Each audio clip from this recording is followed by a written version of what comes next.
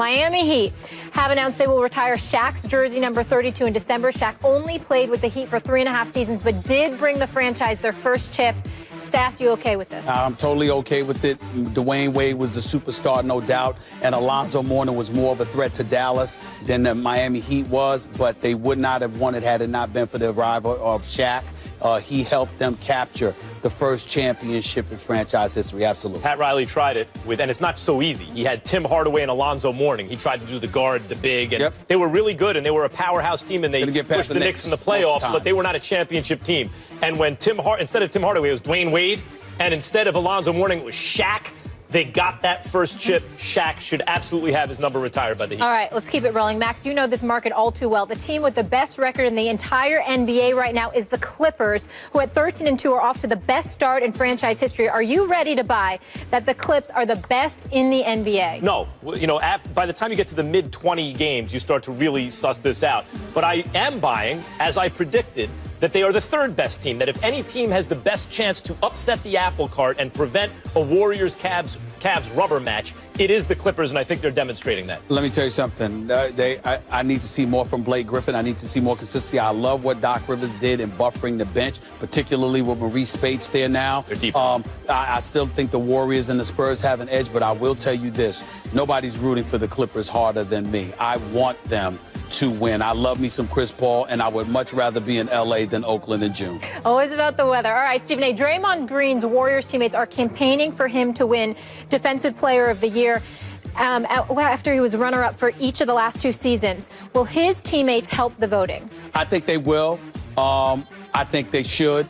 I love the fact that Draymond Green is finding his niche. To me, he's the Energizer Bunny for the franchise. This team, as potent as they are, it does not work without Draymond Green. I hope he gets it. Yeah, I think it probably helps. It's like, you know, the Academy Awards, right? Like the studio gets behind a certain picture. It's every year it's Draymond or Kawhi, and if Anthony Davis can stay healthy, he'll be in that conversation. And so, yeah, push his candidacy. Why not? All right, so the Sixers also won last night, and we're trusting the process here. I just want to show you a quick picture if we could get a reaction. Is that Joel Embiid in his jersey out? Out at a nightclub. I will say this. I'm not mad at him. He deserves it. This brother can be big time if he's healthy. I'm not trusting the process because that reminds me of Sam Hinkie. But I do trust Jerry Colangelo and Brian I'm just the opposite. The process has changed. Trust what process? When Hinkie had a process, okay, maybe there was something to trust. I don't know what the process is here other than let's let the good players that Hinkie collected start to play. They threw away seasons. I'll never forgive the 76ers under Hinkie. They got Embiid. They threw seasons away. Seasons, not one. Trust the process. First Take is brought to you by Liberty Mutual Insurance. Liberty stands with you. And Subway Restaurants. Oh, snap. Max say you want to deliver. I'll bring a pizza to you. Shout out to Anthony Rizzo for getting the final out. There's no need for Cleveland fans to sit there and pout. Take me out to a ball game, put the flavor in your ear. Debate Stephen A. Max will make a champion this year. So the MVP race every year has been one of repetition. 11 out of the last 15 have played the QB position. But this is the year, in my opinion, that trend will hit remission. Now it's time for the offense to make a statement behind what's his name? Oh yeah, Seaman. I almost forgot. Because in recent weeks, I haven't been seeing a lot. First Take call me. I'm ready for my debate. Molly Qerim make it happen. Bart Scott, can't wait. Stephen A. Smith, Max Kellerman, Molly Qerim. How you guys doing? Me and my co-host, Sonic the Hedgehog here, would like to talk about the Packers of Green Bay and how they have turned into the New Orleans Saints. You guys like when people talk with their hands? Well, I'm talking. Just call me the unknown First Take fan here because I have to sit here and defend why Dak Prescott, not Ezekiel Elliott, is the NFL MVP. Fireplace. Max, Stephen, fireplace. Verbally. Behind me, fireplace. Coming at you verbally, he. A pathetic performance on the part of the Spurs. You know, they had some guys out, we had some guys out, but they had a lot more out than we did. And I thought we showed a lack of humility, a lack of respect for the opponent, a very pathetic performance at both ends of the court, both in execution and in grunt, in fiber, in desire. It was an awful performance.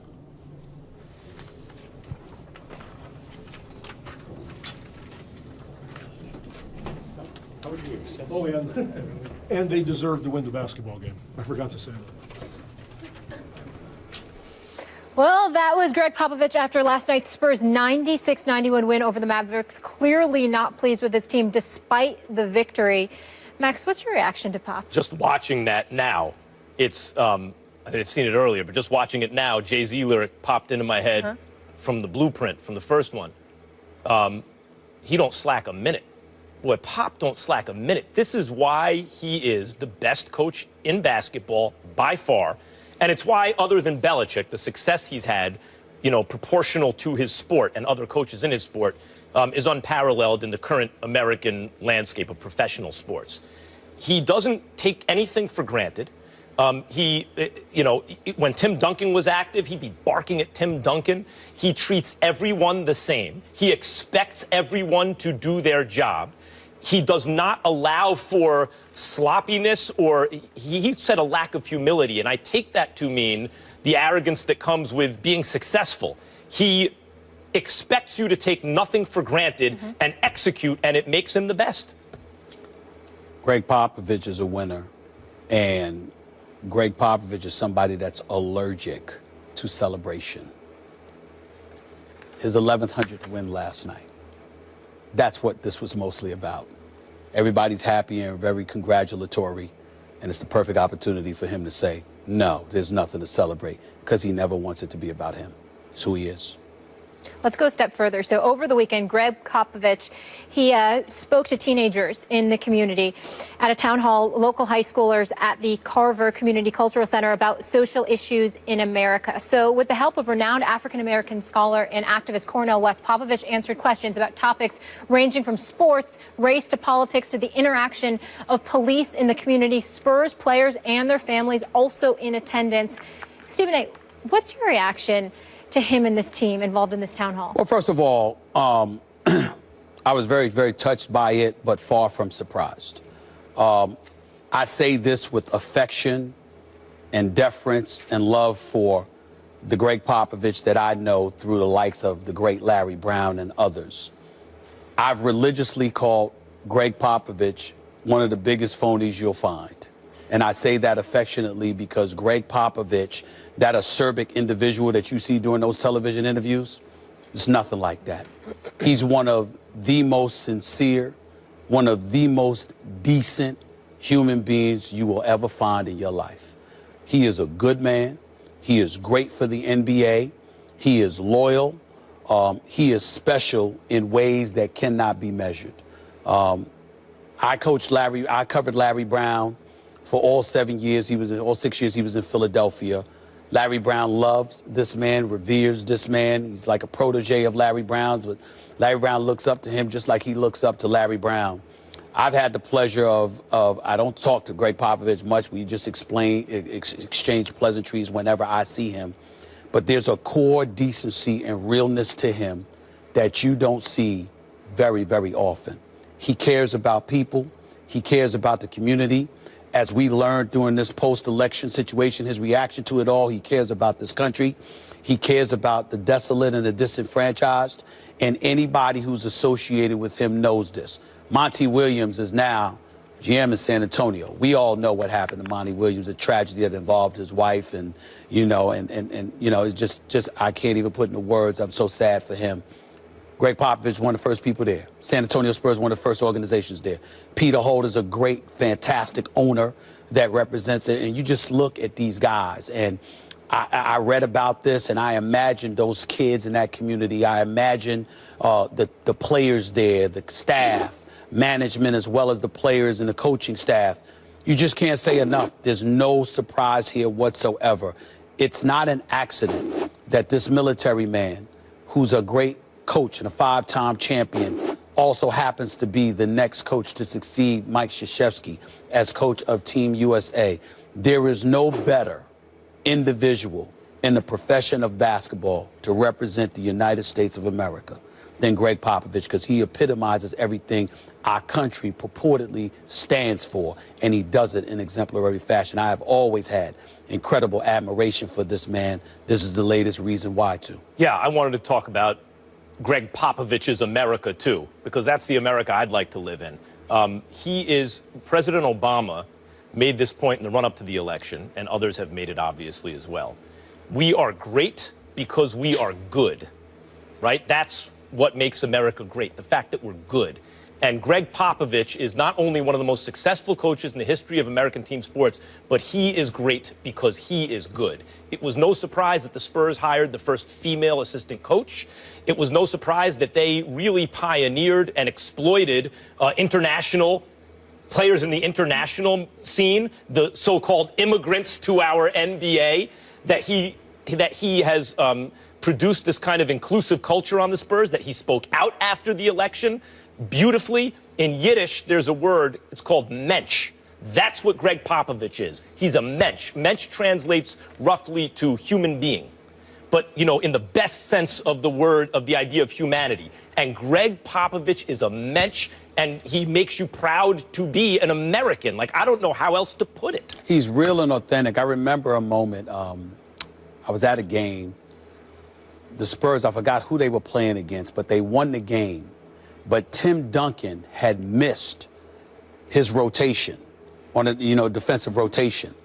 And the opponent had a wide open shot, and he missed it. Spurs win the game.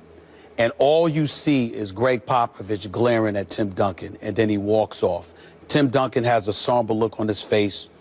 The reporter goes up to him, and they say, "We saw Popovich looking at you." He didn't say anything, though. Tim Duncan looked at her, and he said, "He didn't have to. You just knew." Because this is what Greg Popovich is. He knows what he teaches. He knows what he mandates. He's fair-minded. He holds you accountable. He's very, very big on doing your job.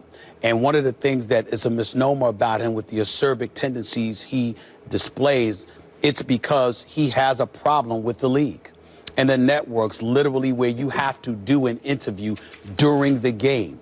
He is adamantly opposed to being bothered during a game to do an interview. And so that's his way of dressing it. Know what else he shows? He's a military guy. Yes, he's he a is. strong guy, right? Yes, he is. He's a highly efficient and successful guy, right? Yep. What he does works. But you don't have to be a bad guy to be all those things. He's a good guy, and he's all those things. But he doesn't mind if you think he's a bad guy because you don't know him.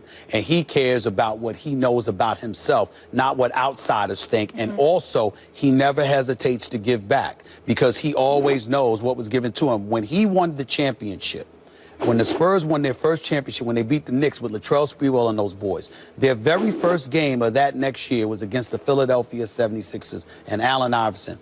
Greg Popovich got his championship ring and walked over to the Sixers bench and sat down next to Larry Brown to show him the ring. Why? Because he knew that Larry Brown played a role in him ultimately capturing that NBA championship because of all Larry Brown had taught him.